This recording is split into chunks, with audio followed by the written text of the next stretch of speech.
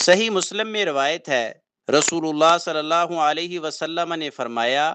اپنے گھروں کو قبرستان نہ بناؤ، بے شک شیطان اس گھر سے بھاگ جاتا ہے جس میں سورۃ البقرہ پڑھی جاتی ہے۔ اس حدیث مبارکہ کا مفہوم یہ ہے، اپنے گھروں کو قبرستان نہ بنانے کا مطلب ہے کہ قبرستان میں نہ قرآن پاک کی تلاوت کی جائے، نہ نماز پڑھی جائے، اور نہ ہی وہاں ذکر اور عبادت کی جائے۔ قبرستان میں جا کر صرف فوت شدگان کے لیے دعا کرنا ثابت اور جائز ہے۔ قرآن مجید میں بعض آیات اور بعض صورتوں کو خاص مقام حاصل ہے، ان میں سے ایک سورۃ البقرہ ہے، جس میں سورۃ البقرہ کی تلاوت ہوتی ہے،